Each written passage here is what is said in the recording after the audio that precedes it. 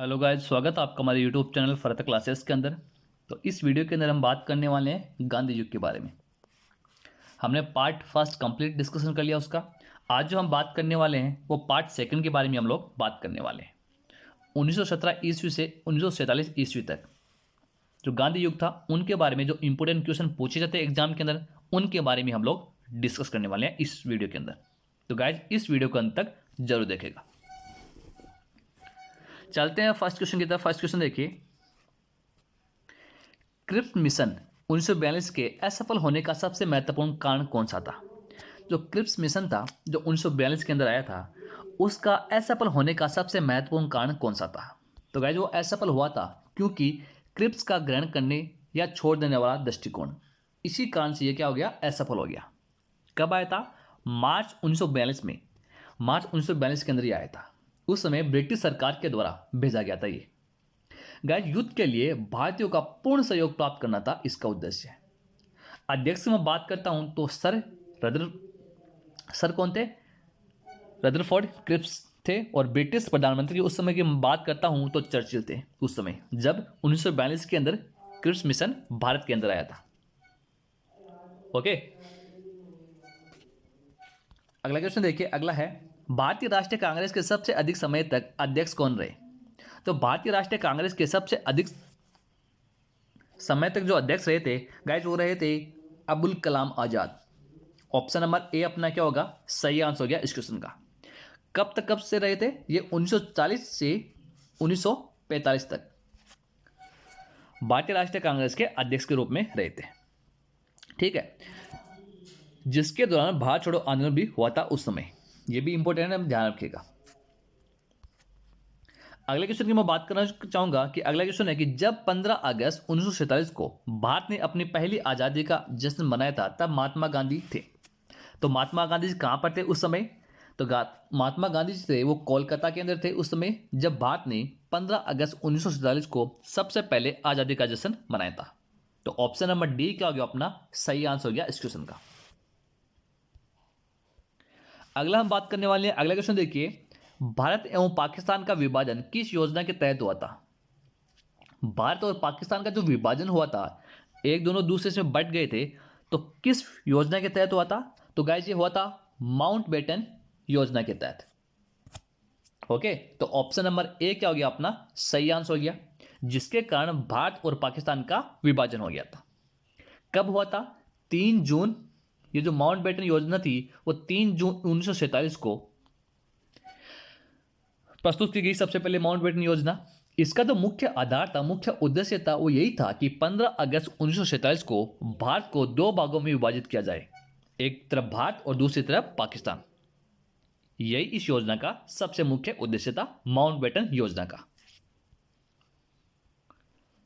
अगला क्वेश्चन देखिए। अगला है, महात्मा गांधी की हत्या कब हुई थी? ये हमने पहले भी डिस्कस कर चुके हैं। जो महात्मा गांधी की जो हत्या हुई थी, उनकी मृत्यु की गई थी, वो 30 जनवरी 1948 को की गई थी।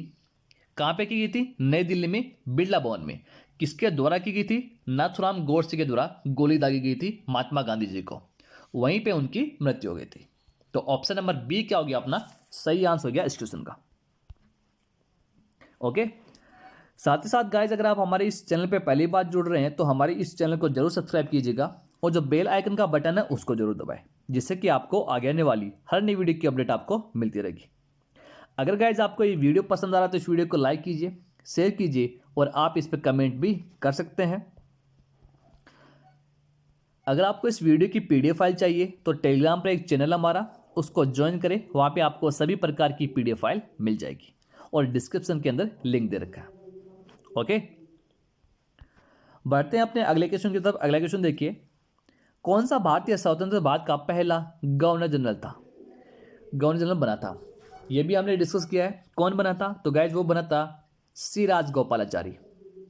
ऑप्शन नंबर सी क्या हो गया अपना, सही आंसर हो गया इस क्वेश्चन का। जो हमारे स्वतंत्र भारत के पहले भारतीय गवर्नर जनरल बने थे।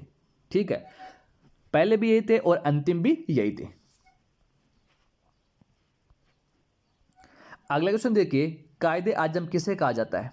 कायदे आजम की बात की गई है तो ये कहा जाता है मोहम्मद अली जिन्ना को। ऑप्शन नंबर ए क्या हो गया अपना, सही आंसर हो गया इस क्वेश्चन का। ठीक है,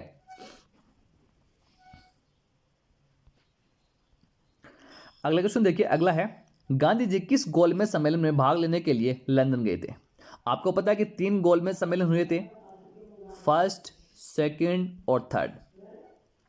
फर्स्ट की मैं बात करता हूं 1930 के अंदर, सेकंड में बात करता हूं 1931, ठीक है, और थर्ड हुआ था 1932। 3 गोलमेज सम्मेलन हुए थे, तीनों में जो भाग लेने वाले थे वो थे हमारे अंबेडकर साहब, और गांधी जी ने जो सेकंड गोलमेज सम्मेलन में भाग लिया था, ठीक है, तो ऑप्शन नंबर बी क्या हो गया अपना सही आंसर हो गया। गांधी जी थे वो द्वितीय गोलमेज सम्मेलन में भाग लिए थे जो लंदन गए थे उस समय। कब हुआ था ये? 1931 को, सितंबर दिसंबर 1931 को हुआ था। प्रथम गोलमेज सम्मेलन की मैं बात करता हूं 1930 को हुआ था। कब? नवंबर जनवरी के समय। तीसरा जो हुआ था वो नवंबर दिसंबर 1932 के समय पर हुआ था। ठीक है, और जो द्वितीय गोलमेज सम्मेलन हुआ था उस समय जो महात्मा गांधी जी थे उनकी जो पार्टी थी वो पूरे भारत का प्रतिनिधित्व कर रही थी उस सम्मेलन के अंदर। ओके, तो ऑप्शन नंबर बी क्या हो गया अपना सही आंसर हो गया इस क्वेश्चन का। अगला क्वेश्चन कि असहयोग आंदोलन शुरू करने के समय भारत के वायसराय कौन थे? उस समय जो भारत के वायसराय थे गाइज वो थे Lord Chelmsford. Option number D क्या हो गया अपना सही आंसर हो गया इस क्वेश्चन का। अगला क्वेश्चन देखिए, अगला है भारतीय स्वतंत्रता आंदोलन के दौरान पुस्तक इंडिया फॉर इंडियंस के लेखक थे। इस पुस्तक के लेखक की बात की गई है कि इंडिया फॉर इंडियंस के लेखक थे Chittaranjan Das. Option number C अपना क्या होगा सही आंसर हो गया इस क्वेश्चन का। अगले क्वेश्चन की तरफ चलते हैं। अगला क्वेश्चन देखिए, पंजाब के भूतपूर्व लेफ्टिनेंट गवर्नर माइकल ओडायर की हत्या किसने की थी? ये क्वेश्चन में हमने पहले भी डिस्कस कर चुके हैं। माइकल ओडायर की जो हत्या की गई थी वो की गई थी किसके द्वारा? उधम सिंह के द्वारा। ऑप्शन नंबर सी क्या हो गया अपना सही आंसर हो गया इस क्वेश्चन का। गाइस, जो 13 अप्रैल 1919 को जो जलियांवाला बाग हत्याकांड हुआ था पंजाब अमृतसर के अंदर, जो गोल्डन टेम्पल है उसी के पास में हुआ था। ठीक है, उसमें से 2 थे गवर्नर जनरल उस समय, माइकल ओडायर और माइकल, ठीक है, 2 जनरल थे उस समय। तो जो माइकल ओडायर की जो हत्या की गई थी वो उधम सिंह के द्वारा की गई थी। तो ऑप्शन नंबर सी क्या हो गया अपना सही आंसर हो गया इस क्वेश्चन का। अगला क्वेश्चन कि साइमन कमीशन का भारत आगमन किस वर्ष में हुआ था? जो साइमन कमीशन आया था वो भारत के अंदर कब आया था? तो गाइस ये आया था 1928 में। ऑप्शन नंबर बी क्या हो गया अपना सही आंसर हो गया इस क्वेश्चन का। 3 फरवरी 1928 को भारत के अंदर आया था। साइमन आयोग में गाइस 7 ब्रिटिश सांसदों का समूह था, यह भी इंपॉर्टेंट है। इसमें कोई भी भारतीय नहीं था। जो साइमन कमीशन भारत में आया था इसके अंदर कोई भी भारतीय नहीं था, सिर्फ 7 ब्रिटिश सांसदों का एक समूह था। उद्देश्य की मैं बात करता हूं कि उसका उद्देश्य क्या था कि एक संघ की स्थापना हो। अध्यक्ष की मैं बात करता हूं, उस समय सर जॉन साइमन उसके अध्यक्ष थे और इस कमीशन में अंग्रेज ही अंग्रेज थे गाइस। मैंने आपको बताया कि 7 ब्रिटिशर्स थे, तो इसमें क्या थे अंग्रेज ही अंग्रेज थे, और हमारे संविधान में हुए सुधारों का अध्ययन भी करना इसका मुख्य उद्देश्य था साइमन कमीशन का। अगला क्वेश्चन देखिए, अगला है भारतीय कम्युनिस्ट पार्टी का अस्तित्व किस वर्ष में आया था? तो गाइस ये आया था 1921 में। ऑप्शन नंबर डी क्या हो गया अपना सही आंसर हो गया इस क्वेश्चन का। बढ़ते हैं अपने अगले क्वेश्चन की तरफ। अगला क्वेश्चन देखिए, महात्मा गांधी के राजनीतिक गुरु कौन थे? जो हमारे महात्मा गांधी जी थे उनके राजनीतिक गुरु की बात की गई है तो गोपाल कृष्ण गोखले थे। ये क्वेश्चन एग्जाम के अंदर बहुत बार पूछा गया है गाइज, और आगे आने वाले एग्जाम के अंदर भी पूछा जाएगा। तो ऑप्शन नंबर डी क्या हो गया अपना सही आंसर हो गया इस क्वेश्चन का। जो गोपाल कृष्ण गोखले थे वो महात्मा गांधी जी के राजनीतिक गुरु थे। अगले क्वेश्चन की मैं बात करूंगा कि सारे जहां से अच्छा हिंदोस्तां हमारा के रचनाकार है। इसके जो रचनाकार हैं तो गाइज वो है इकबाल। ऑप्शन नंबर बी क्या हो गया अपना सही आंसर हो गया इस क्वेश्चन का। अगर मैं बात करता हूं जो भारत के जो राष्ट्रगान है जनगण मन, उसके रचयिता की मैं बात करता हूं तो रविंद्रनाथ टैगोर है। ठीक है, अगले क्वेश्चन पे चलते हैं गाइज बिना टाइम वेस्ट किए हुए। अगला क्वेश्चन देखिए, दीनबंधु के नाम से कौन विख्यात था? दीनबंधु के नाम से जो विख्यात था गाइज वो थे C.F. Andrews. Option number D अपना क्या होगा सही आंसर हो गया इस क्वेश्चन का, जो दीनबंधु के नाम से विख्यात थे।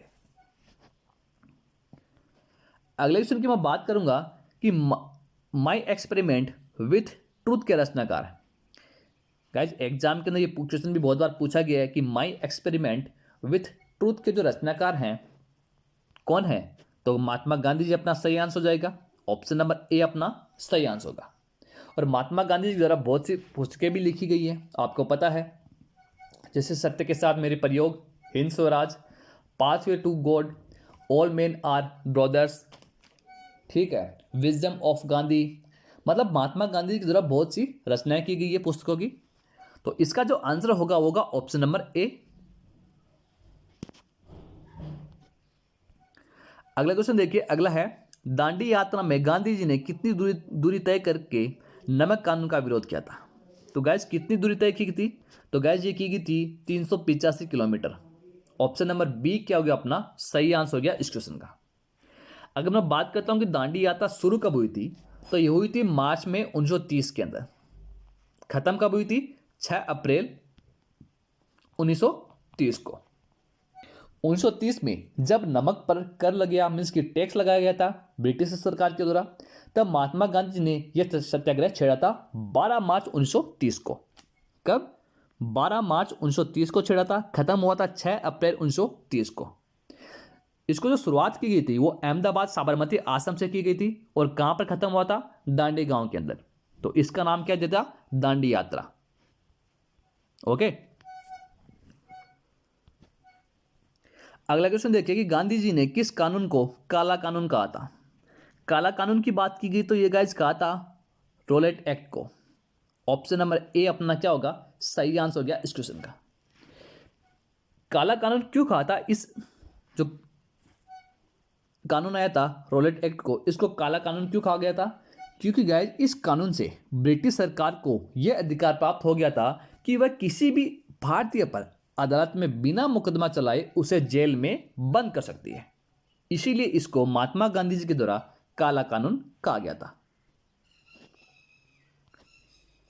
अगला क्वेश्चन देखिए, अगला है चंपारण सत्याग्रह के दौरान महात्मा गांधी के साथ कौन शामिल थे? जो चंपारण सत्याग्रह हुआ था, अगर मैं बात करूं कि कब हुआ था चंपारण सत्याग्रह, ठीक है, क्योंकि मैंने आपको बताया था जितने भी महात्मा गांधी जी ने आंदोलन किए थे उनके बारे में। जो चंपारण सत्याग्रह हुआ था वो 1917 के अंदर हुआ था, ठीक है। तो महात्मा गांधी के साथ उस समय कौन शामिल थे? तो महात्मा गांधी के साथ उस समय राजेंद्र प्रसाद व अनुग्रह नारायण सिंह ये दोनों क्या थे? शामिल थे। तो ऑप्शन नंबर सी क्या हो गया अपना सही आंसर हो गया इस क्वेश्चन का, जो हुआ था 1917 को।